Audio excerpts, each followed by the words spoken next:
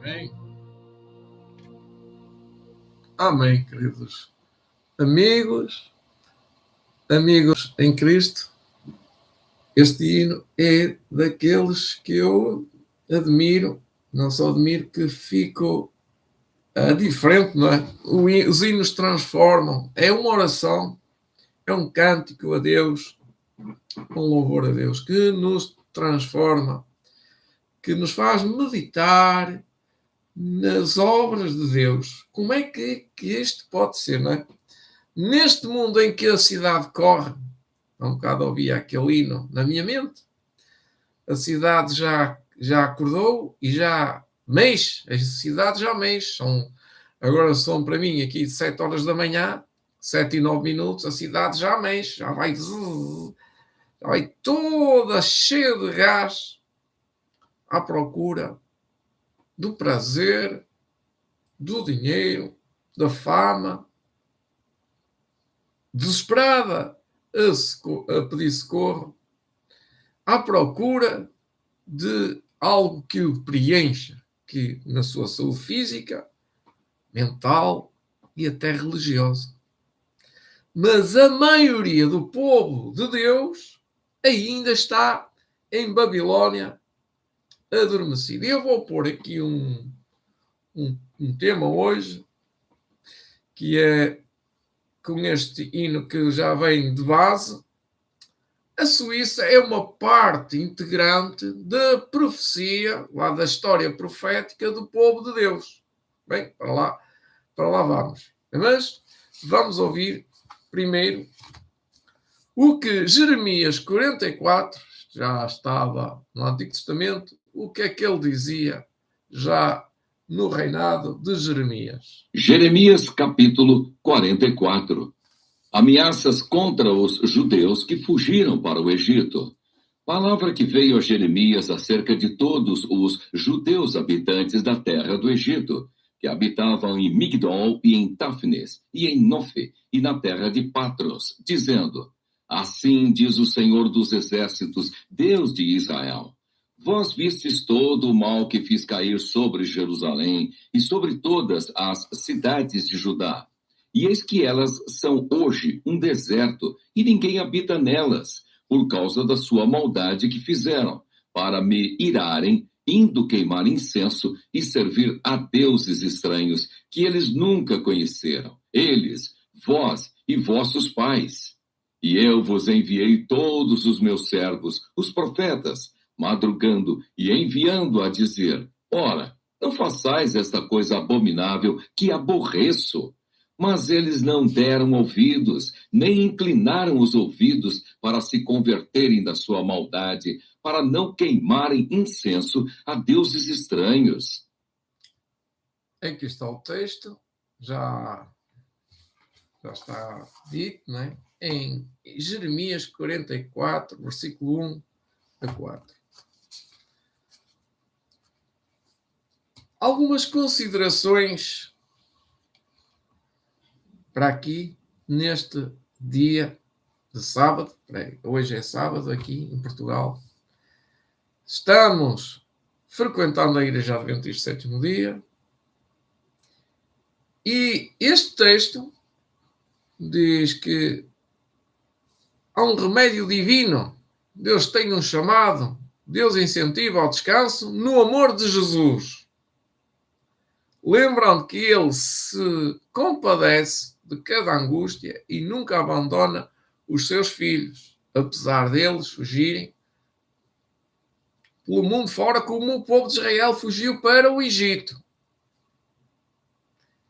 E Jeremias ouviram aquela frase que dizia: Eu vos enviei os meus servos, os profetas, madrugando, dizendo a vós: arrependei-vos dos vossos pecados, não adoreis imagens de escultura, deuses estranhos a quem nem vocês ouviram falar nunca nas vossas gerações, nem tradição tinhas. Arrependei-vos, convertei-vos. Assim como no antigo Israel, Deus enviou praticamente servos, profetas, são servos, são profetas, que advertiam o povo daquela altura para saírem de Babilónia, né? Do Egito, para sair da terra dos caldeus, para sair do pecado, da adoração dos falsos deuses. Hoje também Deus envia os seus servos, os profetas, para arrependimento do seu povo. Se vocês ouvirem as pregações que por aí andam, não é? Milhares de pregações, muitas delas advertem ao povo de Deus se arrepender. Mas agora eu ponho aqui uma pergunta que vem à minha mente. Mas que arrependimento? De quê? Se eles dizem, em que é que pecamos? Helena White disse no livro Este Dia com Deus: a hipocrisia é de veras ofensiva a Deus. E a grande maioria dos homens e mulheres que professam conhecer a verdade preferem mensagens suaves. Não desejam que seus pecados e defeitos sejam apresentados diante deles. Aqui apresentou só um pecado: a hipocrisia, o fingimento. O grande pecado de Israel, dos judeus, foi ter rejeitado a Cristo. o grande pecado do mundo cristão hoje em dia é ter rejeitado a lei de Deus. E nós disso estamos a olhos vistos a ver como é. Como é que há tanta gente, de uma maneira ou de outra, inconsciente ou consciente, lutando contra a lei de Deus. Agora, pensando um bocadinho, racionalizando as coisas, como eu costumo fazer, não divagando. Ora, se o povo de Deus está em Babilónia, porquê é que ele tem que sair de Babilónia? Qual é a razão? Porque lá não se guarda a lei de Deus, essa é a razão. Porque se eles estivessem a guardar os 10 mandamentos, a lei de Deus, não seriam chamados a sair de Babilónia. E nós encontramos todos os dias pessoas que estão em Babilónia, não é verdade? Mas sempre, todos os dias, mesmo dentro de nossos conhecidos e das nossas pessoas que nós até dizemos que são nossos irmãos. Mas, como diz o texto, a hipocrisia, quer dizer, é ofensa a Deus. É de veras ofensiva a Deus. A maioria está-se a marimbar para aquilo que a lei de Deus disse. E agora pensem bem aquilo que eu estava aqui analisando, racionalizando.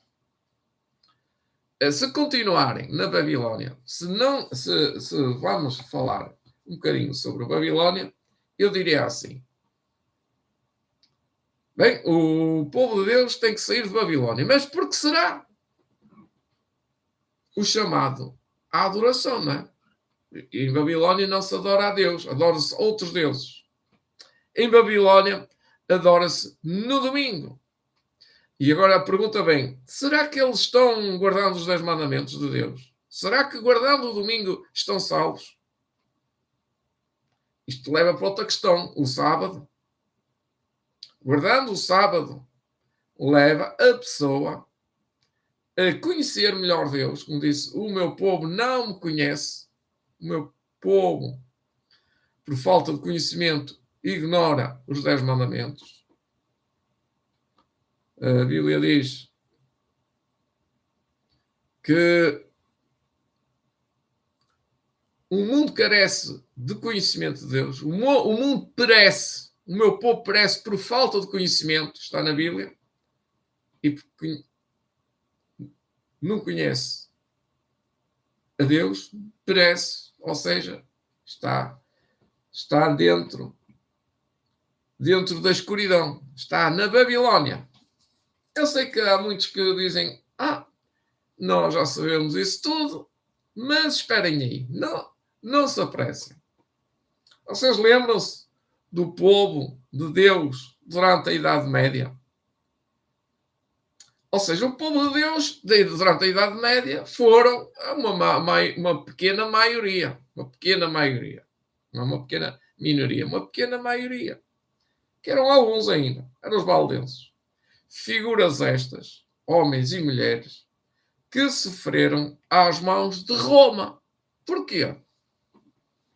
Porque eram pessoas que eram, como nós, adventistas do sétimo dia, guardavam o sábado, não adoravam imagens de escultura, e por isso a Igreja Católica tinha rédeas soltas, nessa altura tinha as garras assim afiadas, e tinham autorização dos reis para fazer o que quisessem.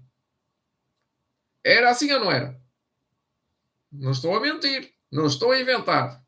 Está na história, embora eles andassem muito tempo a destruir a história, não é?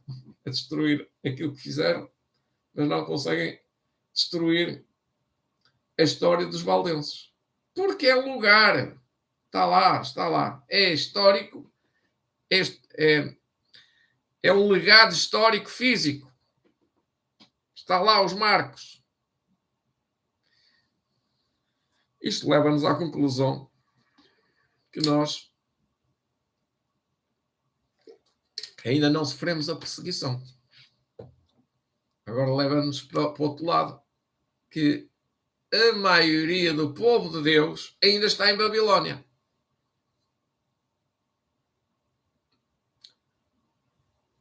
Porque a maioria não está a compreender o grande Deus que nós temos através daquilo que nós temos, que é o conhecimento das Sagradas Escrituras. Dito isto, havia duas igrejas durante a Idade das Trevas, a Idade Média, a Idade da Perseguição, a Inquisição, a Idade dos 1260 anos. Os valdenses figuram entre os primeiros povos da Europa a obterem uma tradução das Sagradas Escrituras. Portanto, é a primeira coisa que aconteceu de mais histórico, de mais valor para a Europa. Como eu costumo dizer, a Europa está na profecia. A luz brilhou também na Europa. Não foi só na América do Norte, foi em segundo lugar, foi a Europa. Centenas de anos antes da Reforma, já possuíram uma Bíblia manuscrita na sua língua materna, que acho que é o francês. Também eles falam inglês, alemão e italiano. Portanto, há ali 4 línguas, mas a principal é o francês. Centenas de anos antes da Reforma, já possuíam uma Bíblia manuscrita na sua língua materna. Tinham a verdadeira inalterada, tinham a verdade, ou seja, a verdade sem ser alterada, tinham a verdade ali na Bíblia, inalterada, e isto tornou-se particular objeto de ódio e perseguição. Só uma coisa fácil, não é? Simples para nós ter uma Bíblia. Quantas Bíblias tem? Escreva aí. Pergunto esta pergunta que já tinha na minha cabeça. Pergunto, quantas Bíblias você tem? Eu pelo menos tenho 3, 4, 5.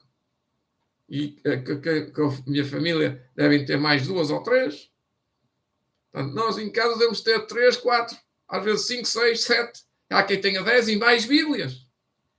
O povo de Deus, por ter uma Bíblia, já era perseguido e morto.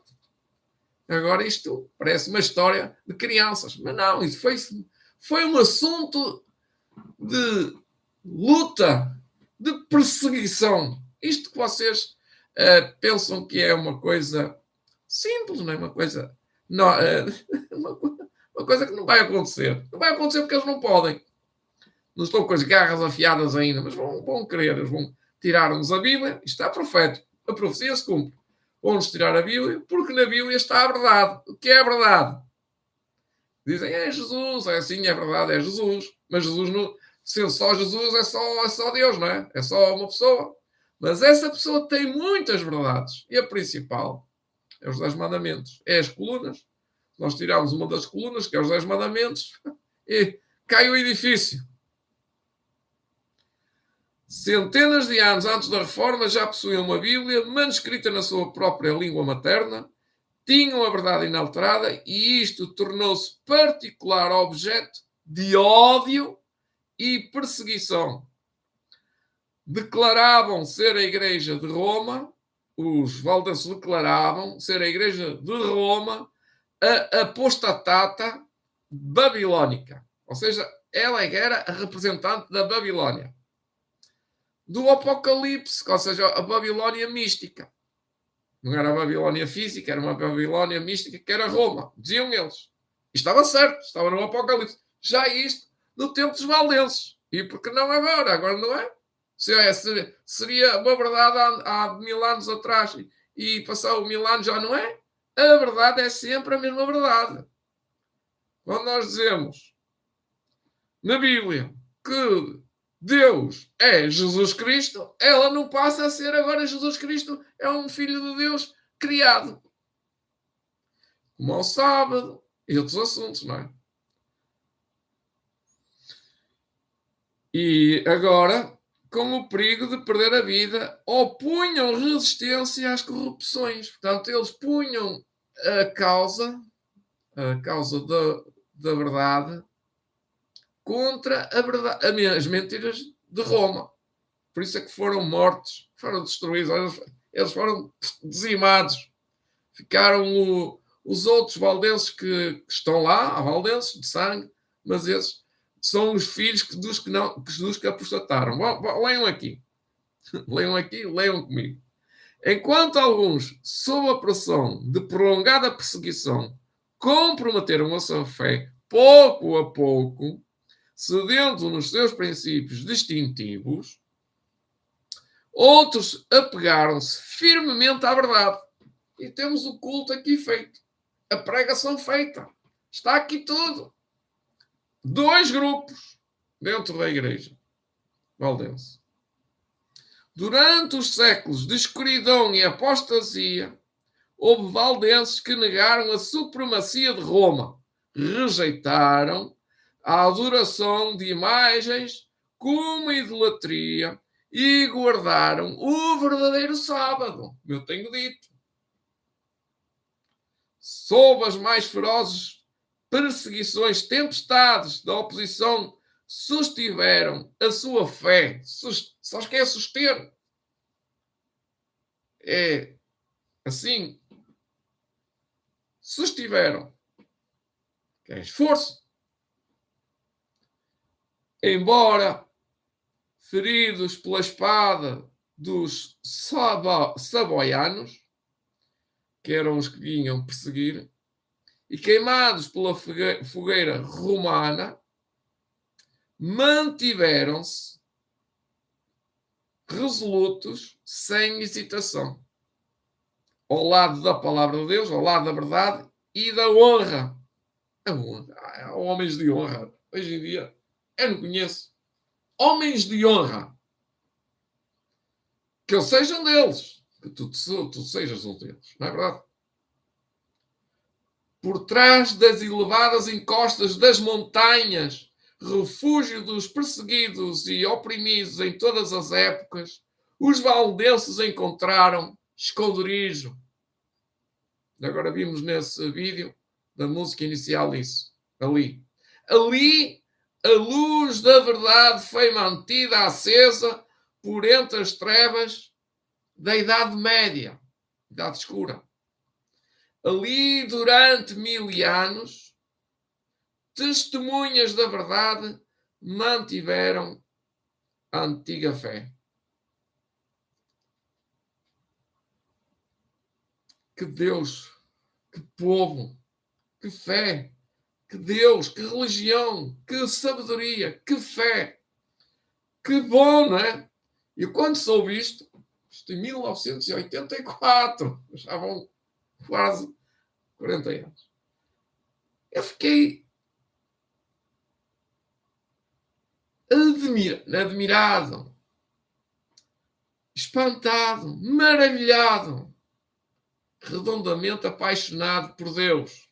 Este Deus da verdade, este Deus que tem um caminho na história, que percorreu com centenas de pessoas as veredas da sua Bíblia, da sua palavra.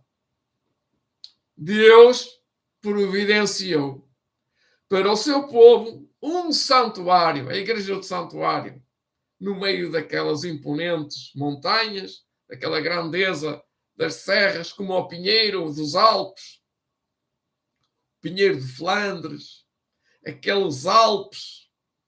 Uau! Era o santuário onde o povo de Deus se refugiou, adequando às poderosas verdades que se adequavam a eles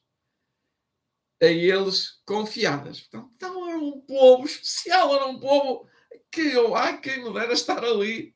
Que bom para viver, não é? Hoje em dia não se vê nada disto. Entre aspas. Parece uma brincadeira, não é? Hoje ser adventista de 7º dia. É acampamentos de festa. É praia. É praia. É acampamentos. Não passa de passeios. Não é verdade? Nada tem a ver com isto. Eles tinham que fazer a sua roupa. Eles tinham que rachar a sua lenha. Para todo o ano, não era para uma semana. Eles tinham que preparar as suas casas. Eles tinham que preparar as suas comidas, as suas hortas, que teriam animais, não é? Tinham que trabalhar, tinham que ter o seu meio de transporte, que era um burrinho. E tantas coisas que eles faziam por necessidade de viver com Deus. Era uma vida difícil, mas ao mesmo tempo, que maravilhoso, não é? Era Deus, a Bíblia, a natureza, os remédios da natureza, a alegria, a satisfação de estar ali, poder ler a Bíblia, poder testemunhar. Que alegria. Mas este tempo já acabou, não é? Deus tem outro tempo, Deus tem outro plano, já acabou. Aquele plano já acabou. E agora como é? Como é que eu digo agora? Como é que nós vamos fazer? Vamos começar a construir igrejas de tamanho de catedrais? Ei, pôr lá 1.000 pessoas, ou 3.000, não é? Há igrejas para 4 e 5.000. Isso, olha, pense bem, juizinho, costumo dizer. Português assim, tenha juízo. Lembre-se como é que era Jesus, a história de Jesus. Como é que eram os discípulos? Como é que era? Como é que era? Não é? Como é que era o apóstolo Paulo a trabalhar o apóstolo Paulo, mas em catedrais de 1.000 e tal pessoas? Ou milhares. Quer dizer que o apóstolo Paulo é um grande pregador. Ele não enchia igrejas. Só que o apóstolo Paulo tinha igrejas de 1.000. Oh, irmãos, por favor, tenham um bocadinho de paciência, de fé, de amor, de juízo e de responsabilidade. Deus providenciou para o seu povo sempre um santuário, digo eu, imponente, de grande grandeza, no meio da natureza, daquela inversa. Isto é mais que poético. Eu estou a ler isto, começa uma declamação do amor de Deus. E é uma declamação. E como eu estava a pensar ao ler o texto, aqui acima, há coisa de meia hora atrás, tantas pessoas que declamam poesia e nada dizem. Dizem vazios, palavras vazias do amor de Deus. Do amor de Deus. Que não sai dali, não sai da mesma nota. E que não avançam para um imperativo de justiça. Deus providenciou para o seu povo um santuário de imponente grandeza, adequado às poderosas verdades a eles confiadas. Palavras do Espírito de Profecia. Para esses fiéis exilados, as montanhas eram um símbolo da imutável justiça de Jeová, que é também a lei de Deus. Mostravam aos seus filhos as alturas e inabaláveis majestades acima deles e falava-lhes daquele a quem não há mudança nem sombra de variação, cuja palavra é tão duradoura como os montes eternos. Deus estabelecera firmemente as montanhas, cingindo-as de força. Apenas o braço do infinito poder poderia movê-las do seu lugar. As montanhas. De igual modo, estabeleceu ele a sua lei, fundamento do seu governo, no céu e na terra. O braço do homem poderia alcançar e destruir a vida dos seus semelhantes. Mas esse braço seria tão incapaz. Portanto, o braço do homem poderia alcançar e destruir a vida dos seus semelhantes, mas esse braço seria tão incapaz de desarraigar montanhas do seu fundamento e lançá-las dali para o mar, como de mudar também um preceito sequer da sua lei, da lei de Jeová, ou de anular qualquer das suas promessas aos que lhe cumprem a vontade, aos que lhe obedecem. Cumprem, obedecem. Na fidelidade à sua lei, os servos de Deus deveriam ser tão firmes quanto estes outeiros inabaláveis. Outra vez a mesma coisa. Eu digo-vos novamente, por outras palavras, não é preciso ir para uma escola de teologia. Não é preciso estudar a Bíblia com ninguém. Estão-se a rir comigo, talvez. Este gajo é parvo. Pois eu não sou parvo, não. Eu sei o que estou a dizer. E sei o que estou aqui a ver. Desde que... Conto outra vez a mesma história, que é sempre a mesma coisa. Que é aquilo que Deus disse-me, e torna a dizer de 2 ou 3, 4 maneiras, mas aqui 2. Primeiro, eu sei tudo sem sair de casa. Pensam que é assim. Eu consegui saber quase tudo o que sei, sem sair de casa, porque li no grande livro, o livro do grande conflito. Não, depois comprei uma Bíblia. As pessoas que trocam tudo e dizem que é preciso estudar a Bíblia, e a pessoa que estudar a Bíblia não percebe nada. Percebem? Não é teólogo? O teólogo vai andar ali às voltas, a andar à volta, às voltas, e às vezes até fico admirado como é que eles estudam coisas que eu nunca ouvi, nem servem para nada. São até lindas, são mensagens suaves, mas que... Eu estou com uma pessoa, e estou com várias pessoas, eles perguntam, você viu Deus? E eu disse, pois é. Agora é que eu tenho uma para desenrolhar. Digo, não vi Deus. Mas sei quem é Deus. E ali está uma pessoa, 2, 3, às vezes mais pessoas, que dizem que não sabem se existe Deus. Pois eu também podia pensar a mesma coisa, como eles. Mas como estudei, como Deus se revelou, talvez se pode revelar assim. E aqui vem outra segunda coisa que está a pensar. Quando leio o texto fala de outras coisas que eu pensei, que estudei. Como é que a gente vai fazer? Para chegar, para dar... Você quer saber o que é que está aqui? Você sabe o que é que está aqui? Pergunto eu às pessoas. Ao visitar. Vou ao visitar, fazer uma visita. Uma visita pastoral, por exemplo. O pastor faz... Que é uma visita pastoral, não é uma visita social. Não é uma visita religiosa. Não é uma visita de família. É uma visita pastoral. É o servo, é o profeta. Sou representante do profeta, sou filho do profeta. Então, você sabe o que é que este livro tem aqui? E ler não é que diz isso. Ler uma porção desse livro. E a pessoa é o argumento. É um argumento de... Também estudei. É um argumento de vendas. Só que eu não estou a vender, estou a entregar o livro até de graça. As pessoas até podem dar €1 milhão que eu não recebo. Mas pronto, às vezes toco. Quanto é que custa? Não é? Gente, olha, vale €1 milhão.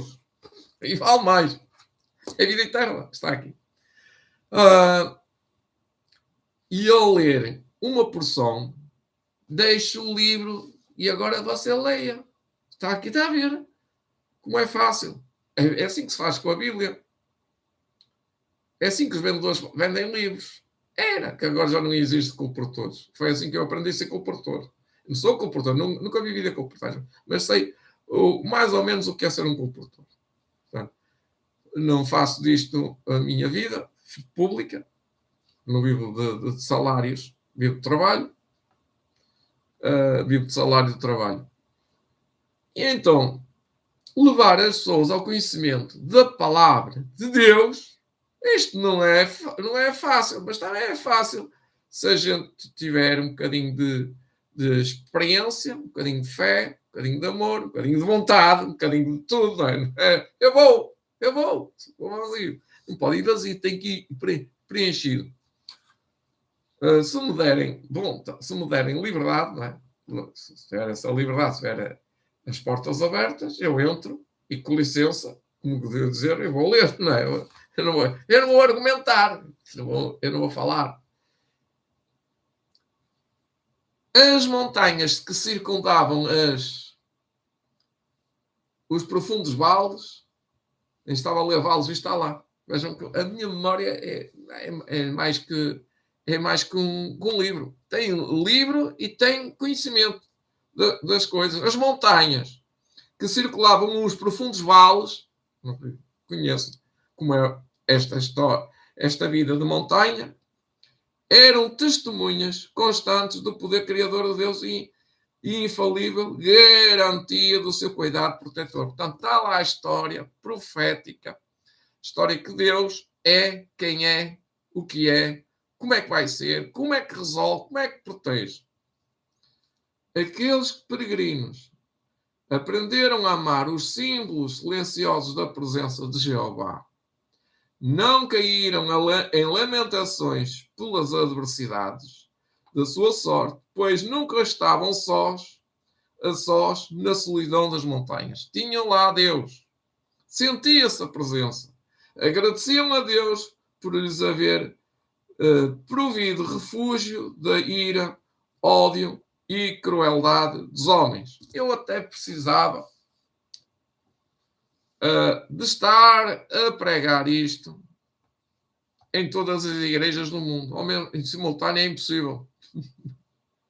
Em simultâneo é impossível. Mas queria mandar isto para a Austrália, para a Nova Zelândia, para onde houvesse portugueses.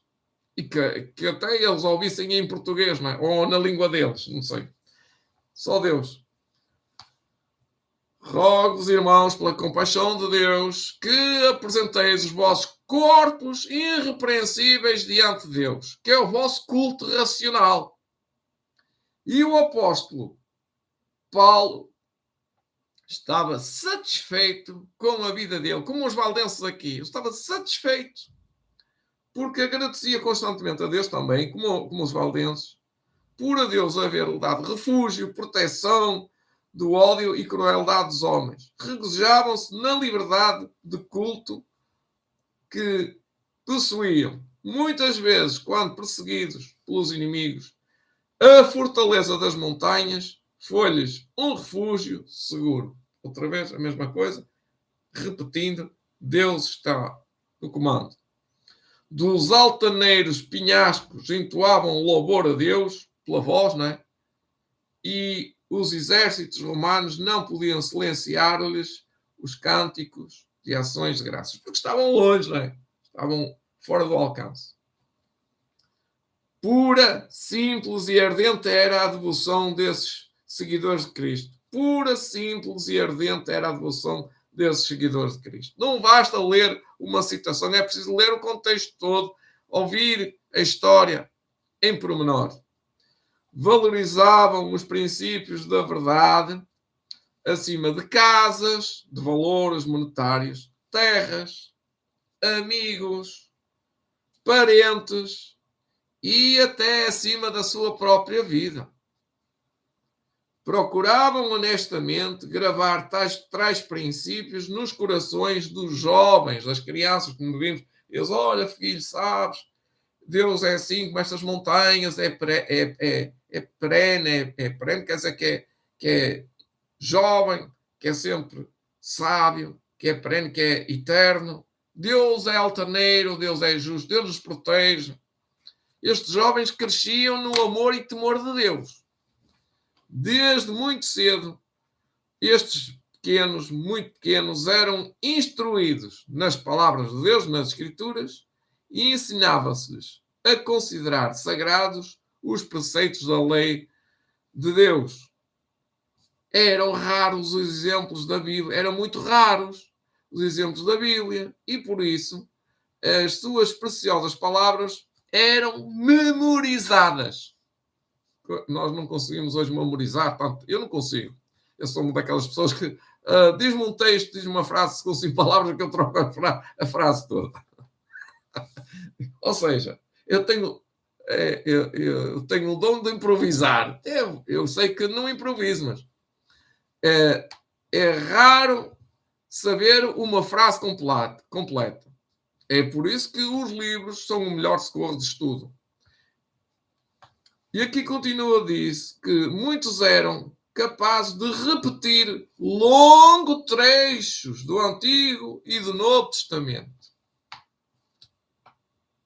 Igualmente, o pensamento acerca deles eram associados ao sublime cenário da natureza e às humildes bênçãos da vida diária. Portanto, outra captação da ideia que eles tinham. Criancinhas aprendiam a olhar com gratidão a Deus. Aprendiam a olhar com gratidão a Deus como a um doador de todos os favores e consolo. Olha, reparem aquilo que eu vou dizer aqui muito rápido. Hoje as crianças querem 5.000 coisas. Eu os digo assim, 5.000 coisas. 5.000 objetos. 5.000 brinquedos. Muitos livros. Olha, estragar a mente. Tirar-vos Deus é fácil. Eles não captam Deus assim. Tenho certeza absoluta que é isso que acontece. Quando a fartura é muita, o ser humano não é capaz de reter. Isto passa-se na criança. A criança não é capaz de reter tanta informação. É tanta confusão de informação que não está lá nada. Está lá o mentiroso. Está lá tudo mal, tudo errado. No meio daquilo tu tens assim uma coisinha ou outra que vai... Eu estou a rir. Mas isto é um caso de perdição eterna para as pessoas. Para os filhos, para os pais, para a igreja. Está tudo desorientado. Vem com uma linguagem para a igreja, parece que são os drogados. É praticamente igual. Eu conheço jovens com 25, 26 anos. Eu conheço no meu trabalho. Eles falam comigo com respeito e não falam como drogados. Falam assim um bocadito assim, à maneira já moderna. Eu já tenho uma linguagem mais avançada, não é?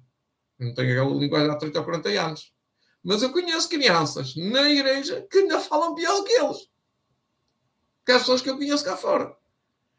Meu Deus, isto é de botar as mãos à cabeça. É o fim da macacada, como eu costumo dizer. Crianças que não aprenderam a simplicidade da vida, vivendo no meio da natureza, as conquistas deles são logo querer. Eu conheço e não posso afirmar que é assim, mas afirmo categoricamente que foi assim. Já os conheço há 20 anos. Já há 20 anos já criou um telemóvel topo de gama. Aquela topo de gama que não valia nada agora. Agora era um pedregulho. Era um tijolo, como se dizia antigamente. Disse, meu Deus, eu não tenho esses telemóveis. Há 20 anos. Já quero com 10 anos, 15 anos, ok? 10, 12. Aqui um telemóvel superior ao meu. Estranho, não é? Eu já não acho estranho. Eu já tenho sempre os melhores telemóveis do que eu. O que eu quero dizer é que a educação deles, a formação deles, não é de uma simplicidade. É de uma grande confusão, que é a palavra, uma grande embaralhadela, uma grande salsada de telemóveis, roupa, linguagem, filmes. Não digo mais.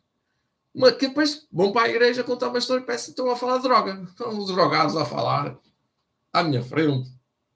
Meu Deus, quem é que vai ser? Quem vai ser os... Aqui não vai ser, que eles vão sair. Digo eu, não pode ser. Metade, a maioria. A frase é: a maioria do povo de Deus ainda está em Babilônia. Se a maioria está na igreja, nas igrejas pentecostais e estão a estudar a Bíblia, mas que não entendem nada. Se a maioria está lá, então a maioria que está cá dentro está errada. Pois. Uma pequena minoria vai ficar. E os valdenses era um povo pequeno, haviam sacrificado a sua prosperidade temporal, reparem a lição, por amor da verdade.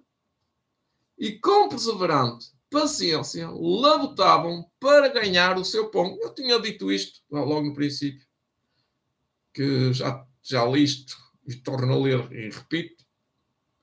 Cada pedacinho de terra arável,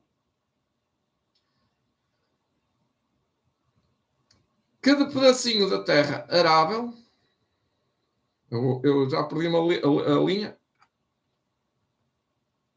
eu vou repetir, desculpem lá, os valdenses haviam sacrificado a sua prosperidade temporal por amor da verdade e com perseverante paciência labutavam para ganhar o pão. Cada pedacinho de terra arável, é aqui que eu estava, entre as montanhas, era cuidadosamente cultivado e tornava-se produtivos. Os vales e as encostas menos férteis. Estão a ver? Aquilo, a gente chegava lá e dizia tanta pedra, tanta selva, tanto mato. Economia e severa renúncia faziam parte da educação que os filhos recebiam como o único legado. Qual era o legado? Hoje o legado é outro. Meu filho vai ser advogado, o meu filho vai ser engenheiro, o meu filho vai se perder. É o que eles vêm ter na cabeça assim. Era-lhes ensinado que Deus lhes determinara uma vida disciplinada, que isto é discípulos, eram discípulos, e que as suas necessidades fossem supridas apenas com o trabalho pessoal. Não vinha nada porque está a ganhar 5.000 euros por mês. Providência, cuidado de Deus e fé era uma vida laboriosa e extenuante. Não sei o que é isso, porque eu também trabalho, sei que às vezes fico até desmaiar. Sério? Não é brincar que eu estou a falar. As pessoas pensam que é uma vida de rei, não é? Não é. Enfim. Era uma vida laboriosa, extenuante, mas sádia. Sádia, que é saúde, não é?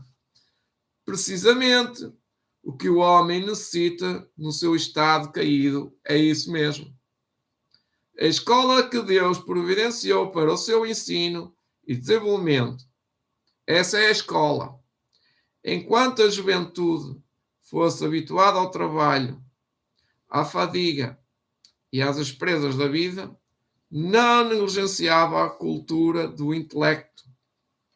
Eles eram inteligentes. Atenção que eu não estou a dizer que eles não eram para ser doutores, nem advogados, nem engenheiros, nem lá. Isso é lixo, é babilónica. Vai ficar tudo por aqui. Não presta para nada. Eu estou para aqui a dizer, vão se assustar. Porque isso não vai dar nada. Vai dar orgulho. Não dizem orgulho, né? Nem dizem o que são capacitados. É uma bênção de Deus. Mas não trazem nada para a igreja. Não trazem nada espiritualmente. Eram ensinados no sentido de que todas as suas faculdades pertencem a Deus e que todas deviam ser aperfeiçoados e desenvolvidos para o seu serviço. E agora volto outra vez à questão. É assim, mas será que a igreja está a ganhar com ter esses doutorados? Não está a ganhar nada. Ponho isto e ponho mais, se quiserem. Não está a ganhar nada. Está a ganhar é pecado, orgulho e vaidade, outra vez. Porque a vontade de Deus é levar o povo para onde? Para a vida do campo. E dali é serem missionários. Não é advogados, nem doutores, nem jeitosos.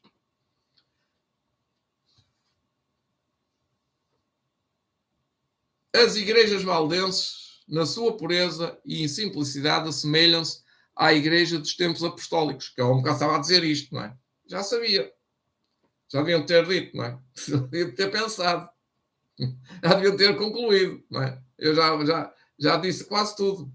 Assemelhavam-se, é isto que a igreja pentecostal era. Do tempo dos apóstolos, que é a igreja pentecostal. Rejeitando a supremacia do papado e prelado, os prelados são os que vêm a seguir, tomavam a Bíblia como única regra de fé, como a única palavra de Deus para eles, a única suprema e infalível autoridade. Agora, a autoridade não é a Bíblia. É qualquer pessoa que se acha que é inteligente, como os psicólogos e por aí fora, e os anólogos, e os espiritólogas, e os astrólogos, e outras coisas. E então diz assim: os teus pastores, ao contrário dos orgulhosos sacerdotes de Roma, ali qualquer pessoa era um pastor, era a escola da Bíblia, era a escola do campo, era a escola da natureza, e era o discipulado. Os seus pastores, ao contrário dos orgulhosos sacerdotes de Roma, seguiam o exemplo do seu Senhor, que não veio para ser servido, mas para servir. Isto é que é a grande diferença. Alimentavam o rebanho de Deus, conduzindo-os aos verdes pastos e fontes vivas da sua santa palavra. É só ouvir os mungidos dos ovelhas a seguir o pastor. Longe dos monumentos da pompa e orgulho humano, o povo reunia-se não em igrejas magnificentes ou suntuosas catedrais, mas à sombra das montanhas, nos vales alpinos ou em tempos de perigo, em alguma fortaleza rochosa, para ouvir as palavras da verdade dos servos de Cristo. Portanto, havia os pregadores. Os pastores não somente pregavam o Evangelho, mas também visitavam os doentes, doutrinavam as crianças, adoestavam os errantes e esforçavam-se por extinguir disputas, promovendo a harmonia e o amor fraternal. Que grande trabalho, não é? Em tempos de paz, esses pastores eram mantidos pelas doações voluntárias do povo.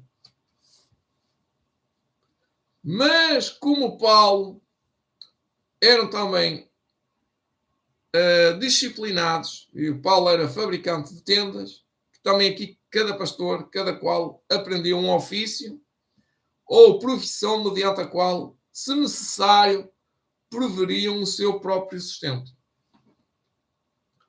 E vou ficar por aqui, por ter mais material. Ainda tenho aqui muito material para estudar contigo, irmão. Tá bom? Espero que tenham apreciado. Estou aqui para ajudar, servir, amar, e cá estou para continuar. É a minha liberdade. Esta é a liberdade que Deus deu ao homem, não é? De se expressar. Não há outra melhor coisa do que uma pessoa ser livre, não é? Ver as coisas como elas são, observar e dizer: olha, isto é assim, aquilo é assim que está na história, cuidado por ali, venham por aqui. É ou não é? Então viva a liberdade, viva o povo de Deus que quer ser libertado da escravidão da Babilónia. Deus vos abençoe. Amém.